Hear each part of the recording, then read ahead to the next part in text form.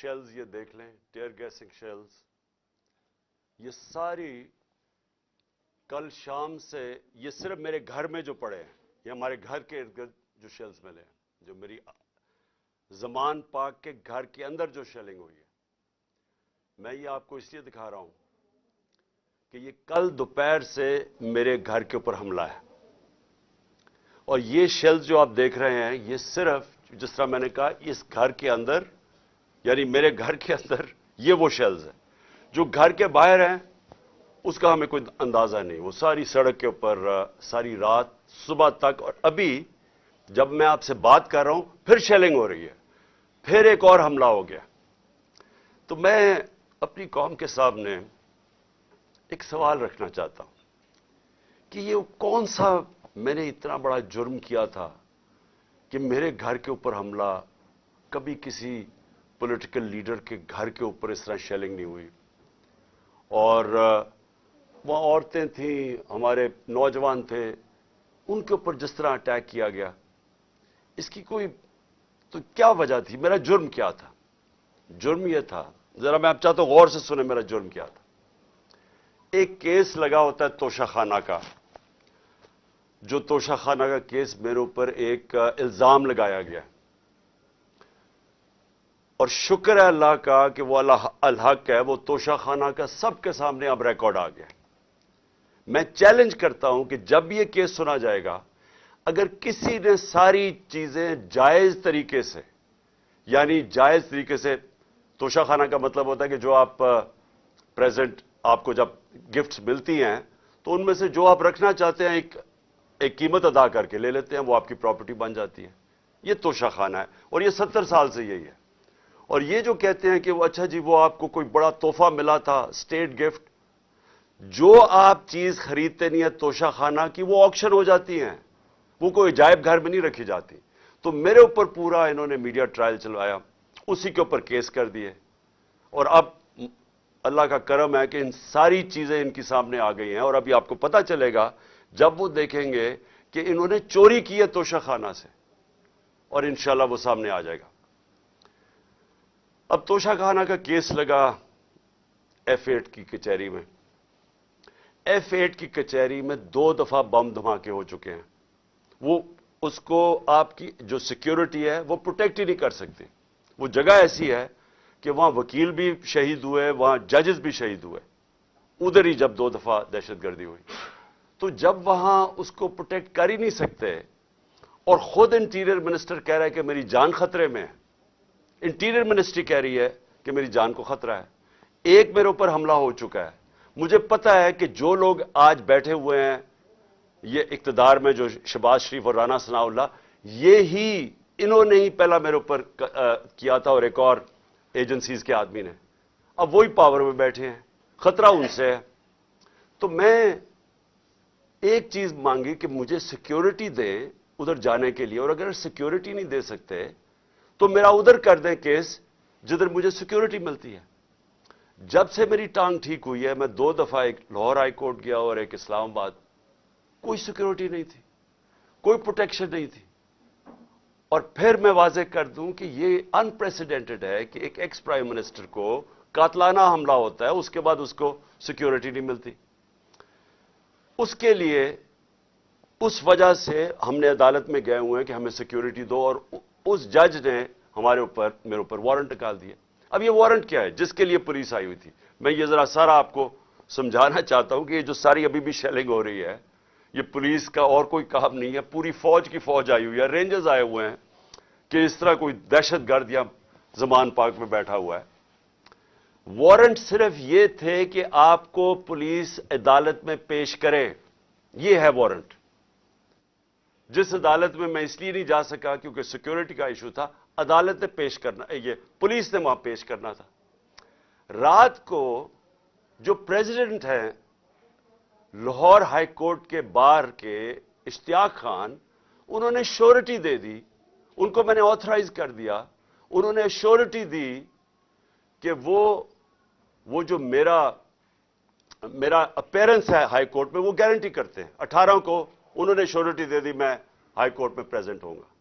تو جب انہوں نے شورٹی دے دی، تو وہ پولیس آفیسر جو مجھے اریسٹ کرنے آیا تھا اس کو شیورٹی مل جاتی، وہ کیس اس کو انتظار کرنا چاہیے، تو میں نے فیصلہ کر لیا کہ میں عدالت جا رہا ہوں، اس لیے تو وہ آیا تھا مجھے اریسٹ کرنے۔ اور یہ قانون ہے، یہ جو کوڈ آف کرمنل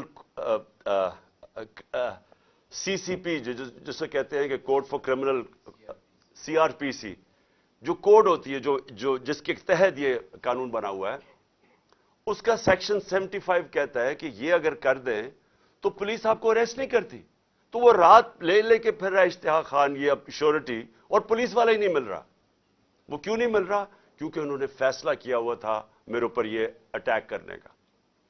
اب یہ میں آپ کو دکھا رہا ہوں کہ یہ صرف شیلز نہیں ہیں، یہ گولیاں آپ کے سامنے ہیں، یہ گولیاں چلائی انہوں نے یہاں۔ یہ گولیاں چلانے والے ایک آدمی کو عدالت میں پیش کرنے کے لیے نہیں آتے۔ ان کے عزائم، یہ جو اوپر سارے بیٹھے ہوئے ہیں جنہوں نے پہلے ہی مجھے قتل کرنے کی کوشش کی تھی، ان کے عزائم یہ نہیں تھے کہ عمران خان نے یہ عدالت میں کہ وہ کہہ رہا ہے کہ میں پہنچوں گا، اس کے باوجود یہ حملہ کر رہا ہے، اور ابھی تک حملہ ہو رہا ہے۔ ان کا مقصد کچھ اور ہے۔ لندن کے اندر پلان بنا، وعدے کیے گئے نواز شریف سے، وعدہ یہ کیا گیا کہ اگر ہمیں بیک کریں گے تو میں آپ کو یہ کر کے دوں گا، جس میں عمران خان کو جیل میں ڈالوں گا، پی ٹی آئی کو ختم کروں گا، نواز شریف کو سارے کیسز ختم کروں گا۔ یہ پلان تھا پورا، یہ پلان بڑی دیر سے پتہ ہے، میں بتاتا جا رہا ہوں آپ سب کو۔ اس پلان کے تحت یہ گیم چل رہی تھی۔ کیوں میرے ورکرز اس طرح، جس طرح انہوں نے یہ دفاع کیا زبان پاک کی، میں تو کیا ان کو 2 دفعہ کہا، میں نے کہا دیکھو یہ میں کوئی انتشار نہیں چاہتا، میں چاہتا ہوں میں چلا جاتا ہوں، بیگ میرا پیک تھا۔ لیکن سارے کارکنوں کا کیا مسئلہ تھا؟ ان کو پتا تھا کہ جب سے ہماری حکومت گئی ہے، ہمارے لوگوں کو تشدد کیا گیا جیل میں، کسٹوڈیل ٹارچر کہتے ہیں اس کو، جیل کے اندر تشدد کیا گیا۔ اعظم سواتی، شہباز گل، ہمیں پتہ ہے ارشد شریف سے کیا ہوا، ہمیں پتہ ہے سوشل میڈیا کے لڑکوں سے کیا ہوا، اور ہمیں پتہ ہے کہ وہ درویش، وہ جو اسپیشل انسان تھا جس کے پاس پیار کے علاوہ کچھ تھا ہی نہیں، ذل شاہ سے کس طرح انہوں نے اٹھایا اور اسے تشدد کر کے قتل کر کے سڑک پہ پھینک گئے۔ تو وہ سارے فکر کر رہے تھے کہ دیکھیں اگر انہوں نے یہ آپ سے لے گئے ایک دفعہ آپ کو، تو یہ آپ سے بھی یہ کریں گے۔ اس لیے انہوں نے رات سے وہ مقابلہ کر رہے ہیں ان کا، صرف اس وجہ سے۔ سو میں آج یہ پوچھنا چاہتا ہوں، میں وہ جو اپنے آپ کو نیوٹرل کہتے ہیں ان سے پوچھنا چاہتا ہوں کہ مجھے یہ بتائیں کہ رینجرز کو بھیجنے کا کیا کام تھا؟ میرے دیوار کے اوپر رینجرز چڑھ رہے تھے، اندر آنے لگے تھے۔ یہ میں کون سا جرم کیا کہ رینجرز کو یہاں اٹیک کروایا میرے اوپر؟ اور جب رینجرز اور ہمارے لوگوں کا آمنا سامنا ہوگا تو کیا کوئی قوم سمجھے گی کہ ہماری اسٹیبلشمنٹ نیوٹرل ہے؟ اور کیا یہ کرنا چاہیے کہ رینجرز یعنی فوج کو اور عوام کا آمنا سامنا کروانا چاہیے؟ جب ٹی ایل پی آ رہی تھی اسلام آباد کی طرف تو مجھے تب آرمی چیف نے کہا تھا کہ ہم بالکل فوج کو سیولینز کے سامنے نہیں لے کے آئیں گے۔ تو اب کیوں آ رہی ہے؟ کیا وجہ ہے؟ کون سا جرم ہے؟ کیا جرم کیا میں نے؟ اور کیا وجہ ہے کہ اس طرح کی بے دردی سے، جس طرح کا ابھی تک سب کو یہ جو شیلز مارے گئے ہیں، گولیاں چلائی گئی ہیں، یعنی یہ کیا جمہوریت ہے؟ کیا ہم نے کبھی ہمارے 3.5 سال میں کبھی کسی کے اوپر 3 لانگ مارچز تھیں، پروٹیسٹ تھے، کیا ہم نے کبھی کسی کے اوپر یہ کیا؟ تو یہ کیا وجہ ہے؟ اس کے پیچھے کیا ہے؟ ہم سب سوال پوچھ رہے ہیں، ہم سب حیران ہیں کہ اس سب کا مقصد کیا ہے؟ چاہتے کیا ہے؟ کیا یہ وہ ساری وہی ایک تسلسل ہے کہ کسی طرح تحریک انصاف کو دیوار سے لگاؤ، لیکن اس سے بھی زیادہ عمران خان کو مائنس کرو بیچ میں سے، اس لیے پکڑنے آئے تھے؟ اور دیکھیں، میں آج اپنی ساری قوم کے سامنے کہہ رہا ہوں کہ دیکھیں میں نے پوری کوشش کی ہے جب سے میری گورنمنٹ گرائی گئی ہے کہ کوئی میری وجہ سے اس ملک میں انتشار نہ ہو۔ ہم نے سارے پرامن 70 جلسے کیے، سب پرامن۔ جب کوئی انتشار کا وقت آتا تھا، جب انہوں نے اسی طرح ہمارے اوپر ظلم کیا 25 مئی کو پچھلے سال، میں نے کینسل کیا، میں نے اس کو ختم کر دیا دھرنے کو، کیونکہ مجھے ڈر تھا کہ اب انتشار کی طرف جا رہا ہے۔ اس کے بعد 26 نومبر لاکھوں لوگ جمع تھے وہاں اس وقت پنڈی میں۔ ہمارا پلان تھا اسلام آباد میں جا کے دھرنا دینا، لیکن جب میں نے ماحول دیکھا جو انہوں نے پولیس جمع 30,000 پولیس جمع کی ہوئی تھی، تو مجھے پتا تھا پھر یہ تو جان کے چاہ رہے کوئی کلیش ہو، تو میں نے وہ کینسل کر دیا۔ ہم نے 8 مارچ کو ایک پرمیشن لی ہوئی تھی، انہوں نے ہمیں شام کو پولیس نے پرمیشن دی تھی کہ اپنی الیکشن ریلی جو ہم نے اپنی 30 اپریل کی الیکشن کے لیے کرنی تھی، پرمیشن ملی ہوئی تھی، روٹ اپروو تھا۔ صبح لوگ آ رہے ہیں اور دیکھ رہے ہیں پولیس کھڑی ہوئی ہے اور پولیس کے جتھے کھڑے ہوئے ہیں اور لوگ ریلی کے لیے آ رہے ہیں، اور ایک دم پتا چلتا ہے کہ دفعہ 144 لگا دی جاتی ہے۔ کس وجہ سے؟ الیکشن جب ڈیٹ اناؤنس ہو جائے، آپ الیکشن ریلی کے خلاف دفعہ 144 کیسے کر سکتے ہیں؟ وہ بھی کیئر ٹیکر گورنمنٹ۔ اور اس کے بعد شیلنگ شروع ہو جاتی ہے، جس طرح اب آتے ساتھ ہی شیلنگ، ڈرانا، دھمکانا، مارنا، اور اس میں ضلع شاہ کا جس طرح قتل کیا گیا۔ تو اس کے بعد جب اگلے دن ہم نے وہ کیا، پھر سے انہوں نے جب بین کیا اور ان کا خیال تھا کہ ہم پھر سے ری ایکٹ کریں گے، میں نے پھر کینسل کیا، کیونکہ مجھے پتا تھا ہمارے لوگوں کو غصہ تھا جو ضلع شاہ سے، سب اسے پیار کرتے تھے۔ تو اس لیے ہم نے کینسل کی، ہم نے پوسٹ پون کی تاکہ کوئی انتشار نہ ہو۔ اب مجھے بتائیں، رات سے جب مجھے پتا چلا کہ اچھا یہ وارنٹ آ گئے ہیں تو چلیں میں شیورٹی دے دیتا ہوں، وہ بانڈ سائن کر دیتا ہوں میں اس کے ساتھ، اشتیاق خان کے ساتھ، پریزیڈنٹ لاہور بار ہائی کورٹ بار ایسوسی ایشن۔ تو پھر کیا چیز رہ گئی تھی؟ کیا وجہ ہے؟ ابھی تک حملے ہو رہے ہیں، عدالت کے اندر ہمارا کیس پڑا ہے، عدالت میں ہم گئے ہوئے ہیں اسلام آباد میں اور لاہور میں، اور ابھی تک یہ شیلنگ رینجرز نے پھر اٹیک کر دیے۔ اور مجھے ابھی بھی نہیں سمجھ آئی کہ میرے گھر کی دیواروں سے کود کے اندر آ رہے تھے، کیا کوئی کمانڈو ایکشن کرنا تھا کہ عمران خان کو پکڑ کے لے جانا تھا؟ یہ کیا مذاق کر رہے ہیں اس ملک کے ساتھ؟ اور میں آخر میں افسوس سے کہنا چاہتا ہوں کہ دیکھیں یہ ملک کو ادھر آپ لے کے جا رہے ہیں، اور جو بھی اس وقت پاور میں بیٹھے ہیں، میں آپ کو یہ بتا دوں کہ ملک کو ادھر لے کے جا رہے ہیں کہ یہ میرے ہاتھ سے بھی چیز نکل جائے گی۔ اب یہ جو لڑکوں نے، یہ تھوڑے سے تھے، جس طرح انہوں نے وہاں کھڑا ہو کے ٹیئر گیسنگ سب کے باوجود، اتنی بھاری پولیس کی نفری اس کے سامنے کھڑے ہوئے ہیں، صرف اس خوف سے کہ چیئرمین کو اٹھا کے لے جا کے یہ پھر جیلوں میں تشدد کریں گے، اور خوف یہ ہے کہ انہوں نے قتل کرنے کی کوشش کی تھی اور یہی اب جیل میں لے کے جا رہے ہیں۔ کسی کو اعتماد نہیں ہے ان مجرموں کو، یہ جرائم پیشہ لوگ ہیں، کسی کو ان کے اوپر اعتماد نہیں ہے۔ تو میں سوال یہ پوچھتا ہوں کہ جو اس وقت اقتدار میں بیٹھے ہیں، جو پاور میں ہیں، جو پاور کنٹرول کرتے ہیں پاکستان کی، اور وہ یہ نہیں ہے یہ جو رانا ثناء اللہ اور یہ جو شہباز شریف ہے جن کے پاس پاور ہے، کیا کوئی فکر ہے آپ کو پاکستان کی؟ کیا آپ کو فکر ہے کہ یہ ملک جا کدھر رہا ہے؟ کیا آپ کو فکر ہے کہ میں اگر آپ جب بھی مجھے پکڑ لیں گے کیا ہوگا؟ جیل میں چلا جاؤں گا، زندگی موت اللہ کے ہاتھ میں ہے، عزت ذلت اس کے ہاتھ میں ہے، کیا کر لیں گے آپ؟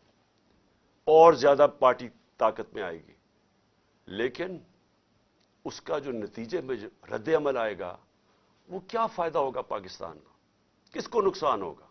جس ملک کی معیشت ابھی بیٹھ چکی ہے، بھی بیکاروں کی طرح پیسے مانگتے پھر رہے ہیں، ملک سکڑتا جا رہا ہے، مہنگائی آسمانوں پہ ہے، مہنگائی ایسی مہنگائی پاکستان کی تاریخ میں نہیں آئی، تنخواہ دار طبقہ پس گیا ہے، بیچاروں کے پاس اس وقت حالات یہ ہیں کہ ان کا 2 ہفتے کے اندر ان کے پاس تنخواہیں ختم ہو جاتی ہیں۔ اس ماحول کے اندر انتشار پھیلانا، کیا یہ کوئی پاکستانی سوچ رکھے؟ یہ تو کوئی دشمن ایسے کرے ملک کے ساتھ تو یہ ہمارے ہاتھ سے گیم نکل جائے گی۔ یہ جو حرکتیں ہو رہی ہیں، یہ میری، اب یہ جو باہر لڑکے ہیں یہ میری نہیں سن رہے، جب ان کے اوپر یہ انتشار ہو رہا ہے اور یہ جو شیلنگ ہو رہی ہے وہ میری نہیں اب بات سنتے، وہ اب میرا کوئی کنٹرول ان کے اوپر نہیں ہے، اور جس طرح کی اب بمباری اور یہ سب کے ہاتھ سے نکل جائے گا۔ اس لیے میں کہنا چاہتا ہوں اپنی عدلیہ سے سب سے پہلے کہ دیکھیں امید صرف اب ہمیں آپ پہ رہ گئی ہے. یہ جرائم پیشہ لوگ جو گورنمنٹ میں بیٹھے ہیں یہ تو کوشش کر رہے ہیں کہ 80 کیسز کر دیے ہیں, یہ تو کیسز بڑھتے جائیں گے. یہ تو کوئی کبھی ایک عدالت کبھی دوسری عدالت, ان کی تو کوشش ہے کہ میں الیکشن نہ لڑوں, یا میں کسی جیل میں چلا جاؤں, اور یا سارا وقت الجھا رہا ہوں کیسز میں کہ کبھی ایک وارنٹ نکل رہا ہے. تو ہمیں تو صرف امید عدلیہ سے ہے, اور دوسری ہم امید لگا رہے ہیں اپنی جو اسٹیبلشمنٹ ہے اس ملک کی کہ کیا آپ کا انٹرسٹ پاکستان میں ہے یا نہیں ہے. تو یہ جو تماشا ہو رہا ہے اس کو بند کریں, ملک کا سوچیں. یہ جو بھی پلان ہے لنڈن کا اس کے اوپر نہ کام کریں, یہ ملک تباہی کی طرف جا رہا ہے. اور میری اپیل ہے آپ سب سے کہ اب اس ملک کا سوچیں. اب جن کا جینا مرنا اس ملک میں ہے, ہمارے تو کوئی باہر نہیں جانا, میں تو کوئی لنڈن نہیں جانا جس طرح یہ سارا ٹبر اٹھ کے چلا جاتا ہے یا دوسرا اٹھ کے وہ باہر چلا جاتا ہے. ان کی تو باہر پراپرٹیز اربوں ڈالر ہیں, ہمارا تو جینا مرنا یہاں ہے. تو میرا اکیلے کو فکر نہیں کرنا چاہیے, ہر اس پاکستانی کو اس ملک کا سوچنا چاہیے جو اٹھ کے لنڈن نہیں چلا جائے گا, جس کے باہر ڈالرز نہیں پڑے ہوئے. ان سب کو سوچنا چاہیے کہ ملک جا کس طرف رہا ہے. اور اپنی عوام کو آخر میں آپ کو کہنا چاہتا ہوں, میں پھر سے آپ کو کہنا چاہتا ہوں, میں پکڑا جاؤں, جیل میں بھی چلا جاؤں, جو بھی مجھے ہو جائے, آپ نے یہ جو حقیقی آزادی کی ہماری تحریک ہے, آپ نے سب نے اس میں شرکت کرنی ہے. کیونکہ غلام قوم کا کوئی مستقبل نہیں ہوتا. یہ جو ایک چھوٹا سا طبقہ اوپر حاوی ہوا ہے, قانون کے وہ اوپر بیٹھا ہے, ہر قسم کا ظلم کرتا ہے لوگوں پہ, خوف کے اوپر ملک چلاتا ہے, سارے ملک کے وسائل کے اوپر قبضہ کر کے بیٹھا ہوا ہے, یہاں سے پیسہ چوری کرتا ہے, ہنڈی والے سے باہر بھجوا دیتا ہے. ملک کا ساری چوری کا پیسہ آج ان کے بڑے بڑے بینک اکاؤنٹس اور لنڈن اور باہر مغربی کیپٹلز میں ان کا پیسہ پڑا ہے. صرف دبئی کے اندر 20,000 پاکستانیوں نے, یہ ابھی بلومبرگ کی رپورٹ ہے, 20,000 پاکستانیوں کا دبئی میں $10.4 ارب پڑا ہوا ہے. تو ملک کیسے آگے جا سکتا ہے اگر یہ ان لوگوں کے ہاتھ میں ملک رہے گا. اس لیے میں قوم کو آج کہہ رہا ہوں کہ آپ نے پوری طرح اس حقیقی آزادی کی جہاد میں شرکت کرنی ہے. پاکستان زندہ باد.